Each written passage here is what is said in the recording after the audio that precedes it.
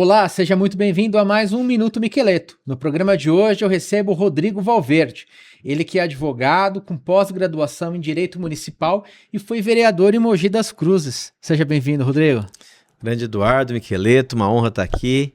Quero cumprimentar cada um que estão aí nos assistindo e que vão nos assistir depois. E toda a equipe aqui do Minuto Miqueleto, uma honra estar aqui. Obrigado, Rodrigo. Eu que agradeço a sua presença aqui nos nossos estúdios, porque é sempre muito bom falar de política e de falar de política municipal, né? Às vezes aqui a gente vive em São Paulo, então temos essa dimensão do que é a cidade de São Paulo, né? Mas você vai trazer um pouco da realidade de Mogi. Explica para os nossos seguidores como é que é a política local, até para poder entender um pouco. Bacana.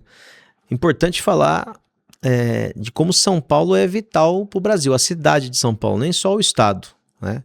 Os portugueses chegaram aqui, já tinha todo um povo espalhado ao redor do mar, do Oceano Atlântico, mas foi depois que eles transpuseram a Serra do Mar e fundaram a Vila de São Paulo que o Brasil se tornou essa potência que é hoje.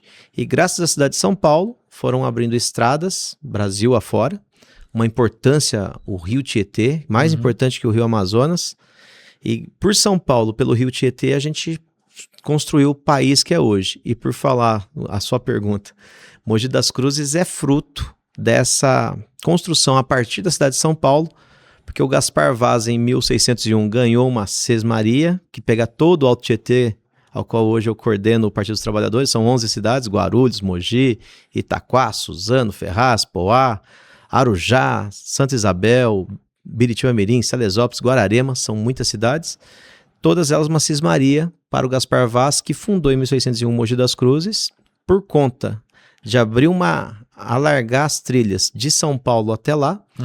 E Mogi das Cruzes aparece aí na história, 1601, mas em 1560... Brás Cubas já passou por lá, já relatou a Serra do Itapetí, o Rio Tietê, e vai ser uma honra falar da nossa cidade a partir da cidade de São Paulo aqui, que é a cidade mãe do Brasil todo. Que bacana, Rodrigo. Legal saber dessa história, dessa ligação, né? Que ela é tão importante, porque às vezes nós acabamos esquecendo da verdadeira origem, né? Sim. E é importantíssimo saber de onde nós estamos para sabermos aonde nós gostaríamos de estar, né? E você, como um cara que trabalha com política, você tem aquela visão de futuro, né? Você falou que você trabalha aí com diversas cidades, você tem uma musculatura de um partido político que, independentemente de lado... Quem ama ou odeia é um partido relevante. Mas não dá para negar a musculatura política que é o PT. Então, a gente não pode, né? Mas você coordena. Queria que você contasse um pouco como é que funciona essa coordenação, até porque você é o nosso primeiro convidado que tem essa amplitude política dentro de um partido, né? Eu já trouxe aqui parlamentares, deputado federal, deputado estadual, vereador, mas com essa visão global do que é um partido político, nós não trouxemos. Queria que você falasse um pouco, até para as pessoas saberem como é que funciona e, de repente, até se tornarem militantes, porque a política ela tem que ser vista como algo que agrega, né? Sim. Essa sua pergunta é muito importante, até porque a gente está tendo a experiência agora de juntar 8 partidos políticos e nenhum deles, exceção feita ao PT, nenhum deles tem uma organização regional. Só o Partido dos Trabalhadores tem, e para fazer justiça a todos os demais partidos, o Partido dos Trabalhadores só faz isso em São Paulo. Tá. Porque aqui está 27% da população brasileira. E então é muito difícil você organizar tudo isso. Então por isso o PT dividiu o estado de São Paulo em 20 regiões. Uma das regiões é o Alto Tietê, que hoje a população vai conhecer aí, até os paulistanos, que é aqui do ladinho, viu, gente? A gente está em Guaianazes ali, que é o último bairro de São Paulo, depois já é Ferraz de Vasconcelos, começa o Alto Tietê, a primeira cidade do Alto Tietê, Ferraz. E só o PT tem essa organização. E o interessante, o Alto Tietê é o ninho, Miqueleto, do PL. O Valdemar Costa Neto, presidente nacional do PL, partido que hoje, né, é o maior do Brasil em número de parlamentares, a sede nacional é lá em Mogi das Cruzes. Certo. O pai do Valdemar Costa Neto era prefeito, Valdemar Costa Filho, por 4 vezes, na época não tinha reeleição, mas ele fazia os sucessores. E ele já faleceu em 2001 e até hoje manda na cidade. E não só na cidade. Guarulhos, que é a segunda maior cidade do estado, é governada pelo PL, mão forte do Valdemar Costa Neto. Suzano, Itaquaquecetuba, as grandes cidades que têm segundo turno, todas governadas pelo PL. Na minha cidade de Mogi das Cruzes, o Valdemar elegia os sucessores e eu tive a honra de ter sido vereador, contar a história da cidade. Eu fui um vereador que contei para a cidade a história dela. O povo que não conhece a sua história repete os seus erros, né? Sim. E mostrei como as riquezas de Mogi nunca ficou para o seu povo, como que o orçamento da cidade que era robusto, mas ele era direcionado para 3 ou 4 grupos econômicos e a maioria dos bairros, a maioria da população ficava sem investimento público. E a cidade concordou comigo e quis mudar. Enfim, venceram o grupo do Valdemar Costa Neto.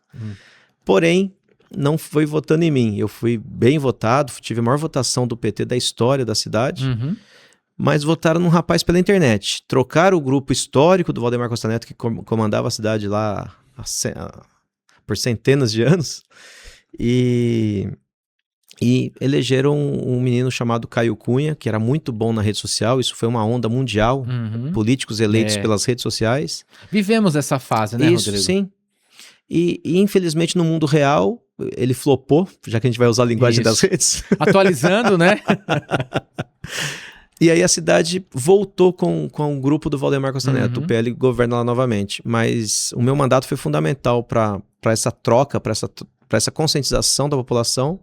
Mas durou pouco, mas a gente está aí agora reconstruindo a história. As redes sociais, elas criam fenômenos, né, eleitorais, né, que estouram em votos aí, os chamados outsiders, né, e que eles navegam durante um tempo.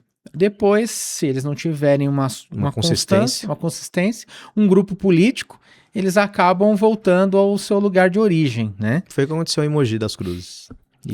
E aí é quem perde a população, né? Porque acaba elegendo uma pessoa que não tem vínculo com a cidade, né, Rodrigo? Teve uma energia muito legal, Miqueleto, que foi aquela consciência coletiva que precisava mudar, que aquele grupo do Valdemar não representa o que a cidade tem de potencial. Infelizmente veio uma pessoa que não tinha a experiência, não tinha o grupo, não tinha o projeto para a cidade. E a cidade, ao invés de arriscar mais uma vez uma mudança, como foi aquela energia de 2020, resolveu voltar ao passado em 2024. Então foi um momento assim muito bacana em 2020 e uma decepção em 2024, porque a população querer voltar ao passado foi muito triste, sinal que a gente falhou, né?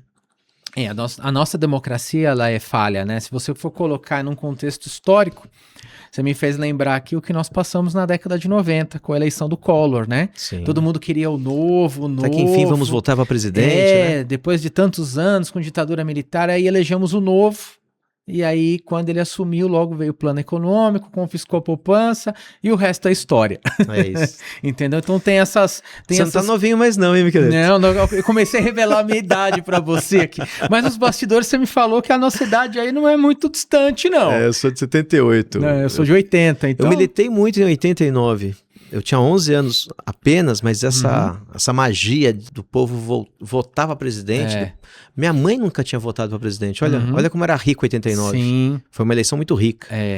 E aquela esperança de um trabalhador, um retirante do Nordeste chegar, eu já me apaixonei ali. E pedi muito voto pro Lula com 11 anos. Convenci poucas pessoas. O Collor era uma construção de um herói. Né? A Rede Globo conseguiu... A gente estava falando aqui nos bastidores que a internet hoje é o grande meio de comunicação em massa, mas antes era a televisão. A televisão, E ela construiu ali um cara incorruptível, um cara forte, um cara bonito. Caçador de Marajás. Exato, um cara bonito, um cara... Era um super-herói. Então foi muito difícil para esse operário retirante do Nordeste vencer esse super-herói. Mesmo assim foi pau a pau. Foi uma eleição muito rica. Criaram uma narrativa, né, pró-Fernando Collor, e aí a coisa se transformou naquilo, né? Sim. Tanto que no debate lá no segundo turno, o Collor... Edição total do debate. O Collor bem postado, né? Com o ar-condicionado em cima, cabelinho bem penteado, e o Lula do outro lado, com o cabelo bagunçado. Então, assim, são coisas que... O simbolismo pesa, né? Pesa bastante. Então, assim, depois de muito tempo e de muito preparo, o Lula voltou às urnas em 2002 já com uma nova roupagem, já com um marketing. Mudou muito. Se você pegar o Lula de 89 de 2002, é outra pessoa. É praticamente um outro político. Isso. Né? É uma outra concepção de fazer campanha eleitoral, né? Sim. Eu já conversei com várias pessoas que trabalharam com o Lula em 2002, então todo o planejamento foi feito de uma maneira diferente, né? E é aquilo que nós conversamos, né? A maneira de fazer política, né? É de fazer entendendo as pessoas, entendendo a realidade das pessoas nas ruas, né? Eu queria que você contasse um pouco disso lá em Mogi, a realidade de Mogi. Por exemplo, 2020 eu falei para você que teve toda uma energia que a população falou, chega dessa turma do Valdemar Costa Neto, Valdemar Costa Filho, por aí vai. Vamos eleger o novo.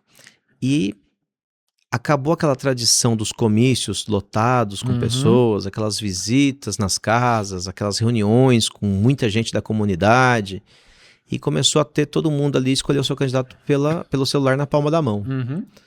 E aí o sucesso do ex-prefeito, né, da minha cidade. Ele venceu as eleições de 2020, ele já foi vereador fazendo uma campanha já totalmente digital, totalmente virtual. Longe da base, longe dos bairros, longe do mundo real. E pelas redes sociais fazendo conteúdos simpáticos. Isso foi engajando pessoas pelas redes sociais e ele se tornou vereador, sem ser da política, sem ser conhecido na cidade, se reelegeu o mais votado e se tornou prefeito em 2020. Mas quando você governa, acaba a lacração pela internet. Sim.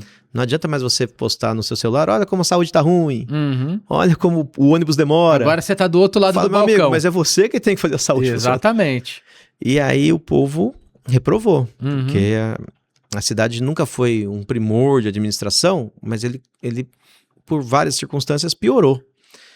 E então no mundo real ele falhou. No mundo virtual ele foi muito bem, no sonho, na utopia, e no mundo virtual. Na realidade, as pessoas o reprovaram. E voltaram com esse grupo atual, que aí, Miqueleto, é o que eu vou falar do PL agora. O PL ele junta toda aquela política tradicional de muita grana, de controle da mídia, de cooptação das lideranças populares. Traz o coronelismo? Do coronelismo. E ainda juntou com essa onda pelas redes sociais via Bolsonaro.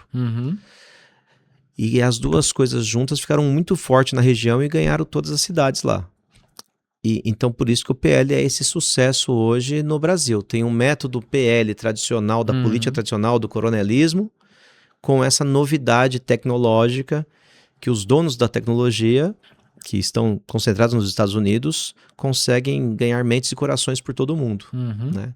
Então, o que acontece na minha cidade, que infelizmente é o ninho de tudo isso no Brasil, ela é nacional. O movimento da direita, ele conversa muito mais com o algoritmo do que a esquerda. Sim. Né? Eles são os donos do Instagram, do Facebook, do WhatsApp, isso são do números, YouTube. Né? E aí vai dos partidos começarem a entender um pouco mais e praticarem a comunicação para que ela seja mais efetiva e que ela atinja melhor o seu público para que seus candidatos tenham êxito, né? Então é um campo que há 20 anos atrás nós não tínhamos. Não, falando da eleição só o analógico, Era só o PT ficou expert nessa campanha de base, de visitas no mundo real, de territórios, de organização no território. Eu falei aqui que o PT é o único partido que tem essa organização territorial, ao qual eu sou coordenador de um pedaço do estado. Mas o mundo é outro. A tecnologia veio para ficar. Os não meios adianta a gente digitais, criticar. né? Exato. Não adianta a gente criticar, tá aí, é uma realidade. A gente precisa só controlar, e aí até isso é perigoso, porque já falam que é censura, que é ditadura. E não. Se a gente começa a deixar a IA trabalhar à vontade, daqui a pouco vão fazer o Miqueleto dando uma opinião que não é dele, mas as pessoas vão acreditar piamente. Tamanha tá a tecnologia. Então, se a gente não tiver algumas regras, dá medo desse futuro que está aí. Você, então, é a favor do controle das mídias? Sem dúvida nenhuma, sou a favor da regulamentação. A gente precisa fazer um pacto social com todo mundo participando, inclusive os donos das Big Techs, os usuários principalmente, e falar, olha, isso aqui pode e isso não pode. Por que isso não pode? Isso não pode, senão a gente pode ter aí uma terceira guerra mundial. Por exemplo, o Donald Trump, que é o cara que está causando no mundo, né? Ele quer o petróleo da Venezuela, ele vai lá, sequestra o cara, As big techs, as grandes tecnologias, o meio de comunicação em massa fala que o Maduro é um vilão para o seu povo. As pessoas aprovam aquela conduta, mas o que está por trás de tudo isso, na verdade, é o interesse comercial no petróleo. Ele não está nem aí para o povo da Venezuela. Ele vai lá, assassina o presidente do Irã e cria esse caos todo que impacta na vida de cada pessoa.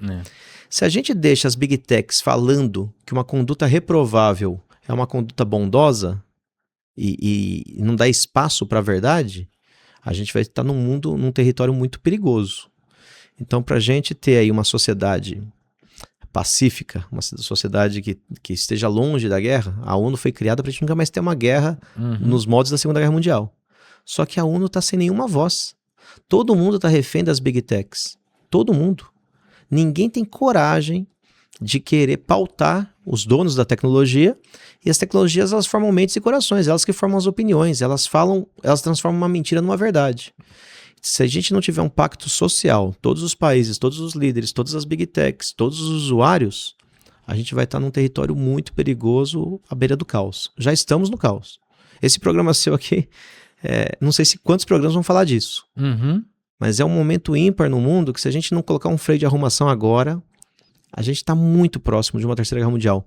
Os Estados Unidos, através do Trump, não do povo norte-americano, mas o líder eleito que está obedecendo interesses dos donos do capital e fazendo o que está fazendo, e se uma Rússia revidar, e se uma Europa revidar, se uma China revidar, aonde vai parar? Por enquanto, ninguém está freando o Trump. Ele sequestrou o presidente de um país e assassinou um presidente de um outro país. E até agora ninguém fez nada, mas uma hora alguém vai fazer. Então, se ele não for parado, a gente vai ter uma terceira guerra mundial, e eu não sei se eu assisti isso que a gente está conversando agora em algum programa por aí. É o caos, né? É o início do caos. Então você começa a observar que, através de uma má conduta nas redes sociais, as coisas podem desencadear numa situação assim extremamente gravíssima. Sem regulamentação, normaliza o caos. E isso é um perigo. Você sequestrar o presidente de um país, assassinar um presidente de outro país, isso já é o caos. E está sendo normalizado. Nós não podemos... Você foi muito feliz na palavra normalizar, né? Às vezes, muitas coisas ruins que estão acontecendo no país, elas estão sendo normalizadas, né? Não há um consenso, não há uma ideia de falar, não, peraí, calma. Vamos dialogar. Vamos entrar num consenso. Aí vamos entrar na polarização política que nós vivemos, né? Sim. Eu sei que você tem a sua identificação partidária, você tem o seu partido, mas a polarização, ela é muito complicada porque ela tira o discurso, né? Você foge da razão, você foge da normalidade, você entra só no campo da paixão. E isso é muito perigoso, porque quando a gente entra no campo da paixão, nosso filho faz uma aberração. Mas a gente não quer saber se ele está certo ou errado. A gente vai defender nosso filho e pronto. Isso é paixão. E se na política for assim também, olha, não interessa que o prefeito da minha cidade não faz nada, rouba pra caramba, ele é do lado que eu gosto. Não interessa que o presidente A e o presidente B, o presidente A vai defender o nosso país, o presidente B vai entregar todas as riquezas do nosso país lá pra fora, não interessa, eu gosto mais do presidente B. A gente vai colocando a paixão à frente da razão. E a gente vai caminhando pro caos. Porque você tira o diálogo, né? E essa paixão ela é causada hoje principalmente pelas redes sociais. É o discurso do ódio, né? Sim. Acaba virando um eterno Corinthians e Palmeiras, né? Ou você tá de um lado ou você tá do outro. Isso. E não é assim. Não tem qual que é o certo. Não existe. O país é o mesmo, né? As necessidades são as mesmas, entendeu? Independentemente da classe social que você esteja, mas você precisa ser racional no discurso, né? E cadê a política pública, né? Aí fala, poxa, mas a política pública, poxa, você é o cobertor curto, né? Aquele jargão, né? Poxa, estamos enxugando gelo. A gente sabe dessas palavras. Eu trabalhei na prefeitura, eu ouvi muito isso. Trabalhei 5 anos na prefeitura, ouvia muito disso. Nunca dá para resolver todos os problemas, né? Nunca dá. Então, poxa, mas peraí, calma, eu votei naquele candidato. E o comprometimento, como é que fica? Sim. A gente tava falando aqui nos bastidores, a gente conversou muito nos bastidores, gente, embora foi pouco tempo, mas a gente conversou de muita coisa. E tem prefeitos que, assim, não melhoram a saúde, não melhoram a educação, pioram tudo, mas são super bem-sucedidos na comunicação em massa pelo mundo virtual. E acaba passando desapercebido. Se me permite, Miqueleto, eu sei que seu programa é suprapartidário. Não, tranquilo. Mas, por exemplo, o governador de São Paulo. O PSDB, eu tinha uma leitura que o governo do PSDB era muito ruim. Uhum. Ele criou uma geração que não aprendeu na escola que estudou. Uhum. Criou uma geração que foi para o mundo da violência. Criou uma geração sem acesso devido à saúde. O Tarcísio conseguiu piorar essa situação. Uhum. Encheu o estado de pedágios, privatizou um patrimônio do povo que o PSDB nunca ousou privatizar, que foi a Sabesp. Uhum. Privatizou CPTM, está privatizando as escolas do estado de São Paulo, a saúde pública, e está bem avaliado, está em primeiro lugar nas pesquisas. O que é isso senão uma formação de opinião virtual e não no mundo real com a razão? É só paixão. As pesquisas eleitorais, elas sempre foram muito contestadas. Né? Sim. Teve pesquisa aí que deu que ia ganhar um e depois na urna ganhou outro. Isso. Né? Sim. Olha, o reposto, né? Historicamente, já estavam dando até a faixa já lá pro presidente eleito pela pesquisa da Paraná Pesquisas, sim, né? E depois o presidente de fato foi o que tomou posse em janeiro. Então você sente o que é verdade e o que é mentira nessas pesquisas, mas as redes sociais, elas tornaram esse discurso, essa narrativa com um tom ainda maior. Elas deram uma conotação e projetos e vertentes totalmente diferentes. Então assim, você trouxe fatos, mas se você for consultar nas redes sociais, você vai encontrar coisas totalmente diferentes, sim, totalmente distintas, às vezes dados distorcidos, né? E você precisa ouvir a população. Você precisa ouvir quem tá lá na ponta para ver qual é a realidade. Mas nesse mundo que a gente vive hoje, até isso mudou. Vou dar um exemplo. 2010 estava no auge da economia brasileira. O Lula tinha 94% de aprovação, ou regular, ou bom, ou ótimo. Ruim ou péssimo era 6% apenas. Oposição ferrenha do PSDB, oposição dos meios de comunicação, Revista Veja, Implacável, Folha de São Paulo, Globo. Mesmo assim, as pessoas sentiam que a vida dela melhorou, e de fato melhorou, acabou a fome, as pessoas começaram a ter acesso à universidade, a carro, a emprego melhor, etc. Começou a se alimentar melhor. Aquela aprovação não era destoada da realidade. A pessoa sentia o mundo dela melhor e, ao mesmo tempo, aprovava o governo mesmo com opiniões contrárias. Uhum. Pois bem, esse governo Lula 3... os números na economia são mais bem-sucedidos que o Lula 1 e o Lula 2. Uhum. É o menor desemprego da história do Brasil. Nunca tivemos tantas pessoas trabalhando com carteira assinada. O salário mínimo nunca teve tanto poder de compra. O real, a moeda brasileira, nunca esteve tão valorizada na história. Então são todos números positivos. Porém, metade do país rejeita o Lula. E aí, eu vi uma entrevista do Fernando Haddad que falou, escuta, explica isso. Você vem falar que você, como ministro da Fazenda, trouxe o Lula 3 melhor economicamente do que o Lula 1 e o Lula 2. Antigamente a economia pautava a opinião das pessoas. Hoje são as redes sociais, o mundo virtual. Uhum. A vida individual da pessoa entrevistada numa pesquisa, ela fala, de fato hoje eu estou empregado, no passado eu não estava. De fato hoje eu estou comendo melhor do que eu comia no passado. De fato hoje eu consigo pagar a faculdade do meu filho que eu não pagava no passado. Troquei de carro. A minha vida melhorou. Mas o meu celular está me mostrando que o país está um caos. Está me mostrando que o governo está ruim. Está me mostrando que o governo não está fazendo nada. Então a vida das pessoas deve estar ruim. Então eu rejeito o governo e eu vou votar no opositor dele. A influência, né? Então a pessoa se descola do seu mundo real... Não. E acredita piamente na informação por minuto que chega no celular dela. Aí eu ia te perguntar, um novo fenômeno, Miqueleto. Você trouxe informações, né, importantíssimas, isso é muito bacana. Qual é o principal desafio que você tem em colocar verdades, né, em trazer para as pessoas as verdades? Né? Porque estamos numa época de muitas fake news aí, né? A última eleição foi uma eleição muito complicada, né? Uma eleição polarizada, e acredito que nós vamos ter um cenário de polarização igual, né? Talvez agora pela atual conjuntura, talvez teremos aí um terceiro colocado que se aproxime um pouquinho mais, né? Temos um terceiro colocado que se aproxima um pouquinho mais dos dois primeiros. Mas no segundo turno vai ser a polarização da mesma forma que foi da última eleição. Como é que você consegue trabalhar a narrativa, né, dos fatos que são pró-governo, mesmo você tendo uma rede social que não conversa muito com o teu algoritmo?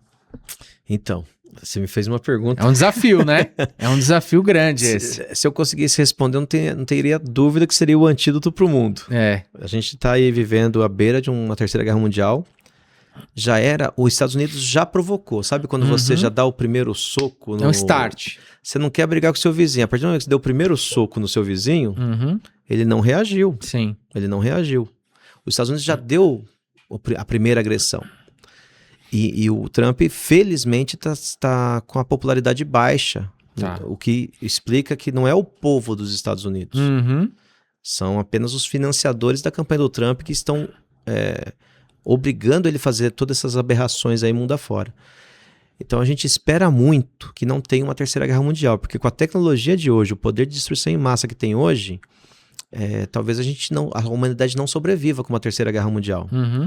E o Trump está completamente dando de ombros para essa situação. Ele já apertou o botão do dane-se, para não falar palavrão aqui no Minuto Miqueleto. E assim, a força do Trump são as tecnologias da comunicação. É a indução. Ele vem do setor, né? Ele é empresário do setor. Ele jantou com todos os donos, com o Elon Musk, com o Zuckerberg, Bezos, etc, etc. Ele juntou toda juntou todo mundo num jantar. A parte da mídia, né? Ali tem a força de comunicar com 99% do mundo. Né? Então, a sua pergunta, ela é muito poderosa e infelizmente eu não tenho a resposta. Qual o antídoto para essa insanidade coletiva que nós estamos vivendo? Porque aí vamos nos dados que você trouxe. Você trouxe dados macro, tá? Sim. Saúde, educação, economia, fala do Haddad, enfim. Como é que você vai colocar e praticar uma política pública pró-população dentro de Mogi, por exemplo? Que lá tem jovens, os jovens conversam mais com as redes sociais. Agora, a turma ali dos 50 para cima, ela já tem... Ainda tem uma vida tradicional. Tem uma vida tradicional. Agora, os jovens, eles conversam muito. Como é que você vai conseguir trabalhar essa comunicação para que os jovens absorvam melhor essas políticas públicas que são realizadas lá na região? Eu acredito que a verdade, uma hora, ela vai vencer essa tecnologia da enganação. Né? A tecnologia a gente não pode abrir mão. Esse nosso bate-papo, ele vai ser levado a milhares de pessoas através da tecnologia que nós estamos aqui criticando. Sim. Mas a gente não pode jogar água fora com o bebê. A tecnologia veio para ficar, ela veio para melhorar a nossa vida e não para prejudicar. Então, o que nós temos que fazer? Regulamentar o que faz mal e otimizar o que faz bem. Esse é um ponto. A sua pergunta da minha comunicação individual com a sociedade, não só com os jovens, principalmente com os jovens que estão mais conectados com a tecnologia, é mostrar tudo que está em jogo. O risco do mundo, as injustiças sociais, o que a gente pode fazer a partir da nossa cidade, e aí o quanto maior o número de jovens que eu conseguir dialogar, seja de forma analógica, que eu aprendi, visitando, fazendo reuniões, etc, etc, mas também sem abrir mão da tecnologia. Então nós temos que, contraditoriamente, falar dos riscos da tecnologia mal utilizada, utilizando a tecnologia. Fazer o bom e velho trabalho de base, né? Aqui você não tem adulto que eu vou fazer um monte de corte dele e mandar pra molecada. Não, tranquilo. A internet, ela é feita para esses momentos, né? Sim. E o podcast nada mais é do que a evolução de um programa de rádio. É isso. Né? Quantos profissionais formaram? Eu vejo youtubers fantásticos. Que se tivesse aquela forma anterior, talvez nunca teria a oportunidade de mostrar o seu talento. Você, talvez, se não fosse a tecnologia, a gente não ia conhecer o seu talento. Você ia deixar o currículo ali na Rede Globo, você ia deixar o currículo ali sei lá, na Record, na Bandeirantes, e talvez o filho de um diretor ia tá no seu lugar, sem o mesmo talento que você. Então, a internet trouxe super coisas positivas, que são ótimas, ainda bem que inventaram a internet. A gente só precisa frear os perigos que ela gera, né? E esse é o desafio desse momento atual da humanidade. A gente precisa se adequar. Sim. Né? Precisa se adequar às novas tecnologias. Por isso que a regulamentação não pode ser um palavrão. Né? É pro bem de todo mundo. É um tema sensível, né? Total. Vemos aí o posicionamento do presidente Lula referente a isso, né? O Congresso Nacional também tem uma sua linha de conduta, aí tem os partidos de oposição também que tem o seu posicionamento, mas eu acho que assim, todo grande tema, ele deve ser debatido junto com a sociedade. Né? Porque Sim. as redes sociais elas têm uma conotação gigantesca, né? Muito do que nós falamos aqui, das suas problemáticas e das suas visões distorcidas sobre os fatos, né? Temos que combater as fake news, né? E como jornalista eu tenho que falar que nós temos que prevalecer sempre a boa informação. Né? Os jornalistas eu acho que são os profissionais mais importantes para esse debate, que é sem exagero nenhum, é de salvar a humanidade.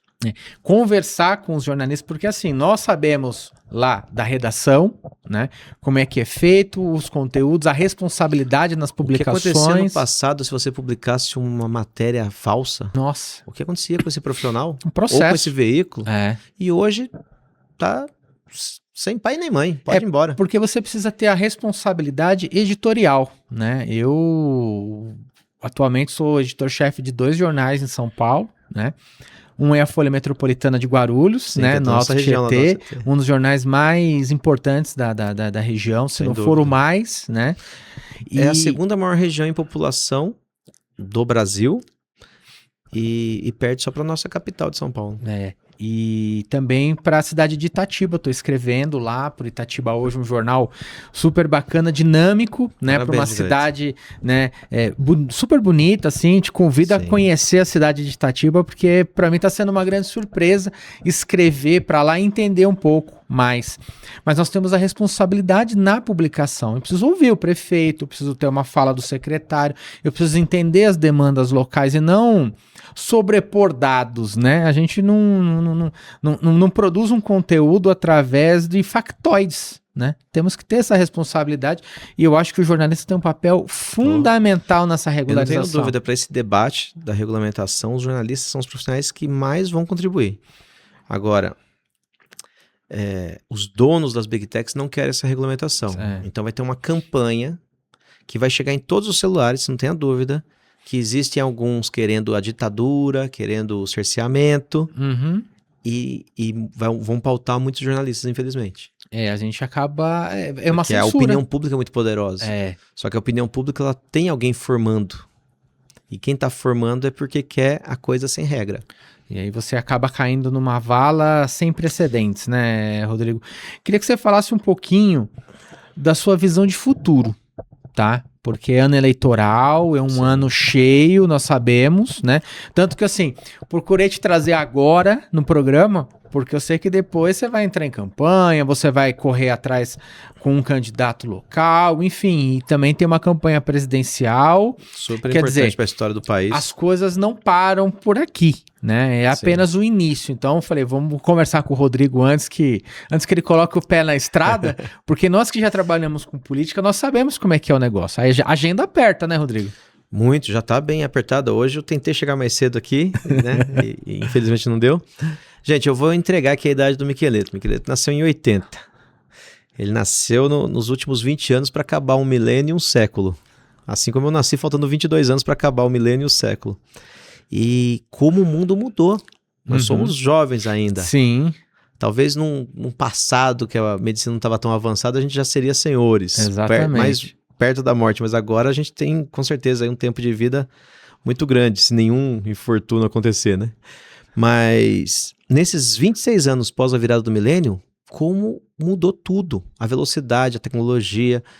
E assim, você me perguntou do futuro, que as campanhas eleitorais... Eu amo política porque a política é a solução dos problemas. É através da política que a gente vai entender essa tecnologia que veio aí atropelando tudo e todos, o que a gente mantém de positivo e o que a gente regulamenta para não tornar o mundo um caos? Será que a gente ainda precisa trabalhar tantas horas, 44 horas por semana, 6 dias na semana, uma semana de 7 dias?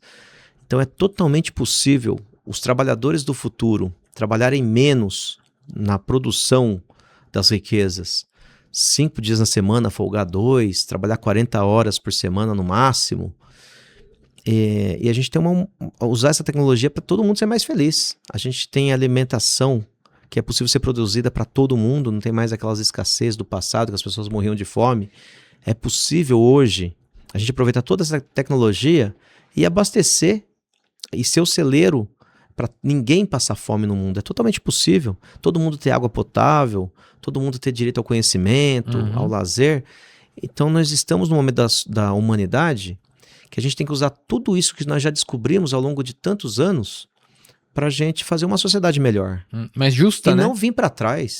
Né? O Milei na Argentina, ele voltou a autorizar lá 100 horas extra, todo mundo trabalhar 12 horas por dia. Extinguiu o Ministério da Previdência, o argentino não se aposenta mais. Nós estamos numa geração, Miqueleto, que agora o jovem não quer mais trabalhar numa fábrica, ganhar um salário legal, trabalhar de segunda a sexta, 8 horas por dia e ter um vale-refeição, um vale-transporte. Isso não deixa mais a felicidade. O cara quer ter o seu próprio horário, não quer ter patrão, tudo isso é bacana, mas esse jovem vai envelhecer. O tempo passa para todo mundo, não interessa a idade, o ano que ele nasceu. E aí, como que vai ficar quando o mercado não absorver mais, quando ele não tiver mais força para produção? E aí? Então precisa a gente debater o que fazer com o ser humano. A gente está cada vez mais velho. A gente está jovem hoje, mas no passado, 46 anos era super idoso. Sim. Hoje é um jovem ainda. E a tendência é aumentar, porque a medicina está aí, a tecnologia veio para melhorar, a gente vai ter mais tempo de vida. O que fazer com esse tempo a mais de vida, todo mundo vai ter. Todo mundo vai precisar de medicamento. Eu acho que o mercado farmacêutico vai ter que maneirar nos seus lucros. Enfim, a campanha eleitoral promete. A gente está numa etapa de divisor de águas. A gente viveu muito tempo sem agricultura, a gente tinha que viver como nômade, ia procurando o que comer aí e nascia num lugar e morria a quilômetros de distância. Depois a gente teve a agricultura, depois a gente teve a indústria, depois a gente teve agora os computadores e agora tem a internet. Como a gente acumula todo esse conhecimento do passado para transformar uma geração melhor no futuro, sofrendo menos, tendo menos motivo para a guerra. Né?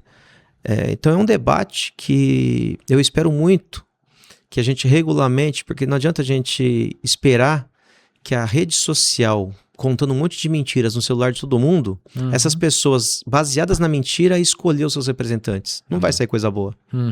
Só vai sair coisa boa se a gente fazer um pacto social e a gente só trazer coisas saudáveis para as pessoas e as pessoas terem a compreensão do que é melhor para o futuro. E aí a gente consegue construir uma sociedade mais justa, mais igualitária. Você fez uma pergunta assim, muito difícil, muito complexa, mas os grandes líderes que têm consciência de tudo isso como funciona, precisam entrar num consenso e frear o que está de errado e otimizar o que está de bom e fazer as pessoas terem acesso a esse conhecimento. A característica mudou bastante, né? As pessoas de 20 anos atrás, elas possuíam um ritmo de vida, né? E elas viam um emprego, como você mesmo... Era o sonho de todo mundo, trabalhar registrado, me aposentar, ser feliz. Hoje em dia, todo mundo quer ser PJ, quer ser empresário, quer ser empreendedor, influencer, quer cair no mercado, tentar montar uma agência, enfim, a dinâmica, a visão de trabalho mudou muito, né? Tanto que a pejotização, né, muito contestada também, cresceu bastante. Então, assim, são assuntos que devem ser regulados, devem ser discutidos, porque a característica da população mudou bastante, né? É um Brasil, é um novo Brasil, né? Não tão velho assim, mas você precisa saber receber mais essa população que está chegando na faixa dos 50, que somos nós, a gente está quase sendo contemplado aí. Você pega hoje... a profissão que mais emprega a juventude pobre no planeta, não só no Brasil. São os entregadores pelo iFood, vamos fazer o comercial aqui de graça. Eu garanto que o Miqueleto não tá ganhando nada, eu que fiz o merchan, porque se eu falar o aplicativo de forma genérica aqui... Todo mundo vai saber. O iFood todo mundo vai saber. Todo mundo compra por lá. Infelizmente, porque o iFood é um dos donos dessa tecnologia que não estão preocupados com o bem da humanidade. Pelo contrário. Morrem 2 garotos por dia no estado de São Paulo. Morrem. Não tô nem falando quem perde a perna, quem perde o dedo, quem só se machuca. Perdem a vida. E é o emprego da juventude. E eu lembro quando eu era office boy, se tem uma coisa que eu ia preferir 1000 vezes, eu ligar o meu aplicativo na hora que eu quiser trabalhar e eu desligar na hora que eu quiser parar, eu não tenho dúvida que eu ia escolher esse modelo atual. Do que eu entrar 8 horas da manhã numa pizzaria, ou numa lanchonete, ou num restaurante e sair meia-noite. É claro que eu prefiro escolher o meu horário. Né? Então veio para ficar. Agora, esse jovem precisa ter mais segurança para trabalhar, precisa ter mais direitos sociais, precisa pensar na sua aposentadoria, precisa pensar no custo para a sociedade num acidente, no custo da sua família numa fatalidade. Então a gente precisa discutir isso e o iFood não vai querer discutir isso. O iFood está ótimo. Ter milhões de funcionários sem precisar pagar carteira de trabalho. Se o cara não entregar, você manda o cara embora, desliga o aplicativo dele, trata só como números e não sabe o que acontece no mundo real. Agora que você já fez um merchan, agora eu vou fazer um merchan. São as relações de trabalho, elas passaram e elas passam pelo sistema da uberização. É isso. Então esse é um grande risco, precisa ser discutido, precisa ser regulamentado para que as coisas não desencadeiem num algo pior aí para a nossa sociedade. Mas... fica para uma outra conversa essa. A gente fala demais, né, Miqueleto? Não, muito bom. Rodrigo, cara, antes do nosso final, que vai ter o nosso quadro Tiro Curto e Jogo Rápido, quero agradecer sua presença. Foi um prazer conversar contigo, te conhecer, tá? E sucesso para você. Tá bom? Obrigado, parabéns pelo seu trabalho. Obrigado pela oportunidade. Vamos lá, Rodrigo. Tiro Curto e Jogo Rápido. Um valor importante na sua vida. Acho que é a honestidade. Um lugar especial em Mogi das Cruzes. Agora foi pra tocar o coração, hein? O Jardim Camila. Jardim Camila só eu vou entender, mas o Pico do Urubu todo mundo vai entender. O Pico do Urubu é o lugar mais alto de São Paulo. Aí tá vendo um ponto turístico. Fica lá em Mogi. Que legal, que bacana. Um hábito do seu dia a dia? Jogar xadrez. Olha. Na hora que dá. Hoje, graças à tecnologia, dá pra jogar sozinho. Antigamente, se eu não achasse um parceiro, não dava tempo de jogar. Não dava tempo. Hoje, se eu tiver um intervalo de meia hora entre um lugar e outro, eu jogar uma partidinha. E que paralelo que você faz do jogo do xadrez com a política? Poxa, Miqueleto não é amigo da gente não. Esse não tava no roteiro. Não, eu acho que tudo. Porque a gente se planeja, a gente programa, a gente sabe o que tem que ser feito. Só que tem que combinar com os russos. Não, e tem as peças, né? É isso. Tem as peças, tem você vai, né, eliminando e você vai chegando. E muda o seu planejamento conforme o que aconteceu que você não esperava. Sim. Né? O jogo... E o raciocínio rápido. Né? É a relação mais rápida, porque numa jogada ruim ali, você perdeu o jogo e já era. Miqueleto entende do riscado. Um momento marcante na sua carreira. Olha, sem dúvida foi o dia que caiu o aumento abusivo do IPTU na minha cidade, os vereadores de situação saíram escoltados pela polícia, eu saí, o povo me carregou. Tinha umas 2.000 pessoas na frente da Câmara lá, foi... Legal. Eu acho o momento mais feliz da minha vida, até comparado com o nascimento dos meus filhos. Legal. Você já era vereador lá? Era vereador. Legal. Foram 4 anos lá como vereador? 4 anos. Eu fiquei um pouquinho como vereador uma legislatura antes, mas aí como suplente, né? E como é que foi como é que foi o Rodrigo dentro da Câmara Municipal? Olha, eu cheguei lá, assim, o legal, Miqueleto, é que eu cheguei sabendo exatamente o que eu tinha que fazer e sabendo exatamente os riscos que ocorria. Tá. E aconteceu do jeito que eu previa. Foi um jogo de xadrez que o adversário fez tudo que eu queria. Legal, que bom, bacana.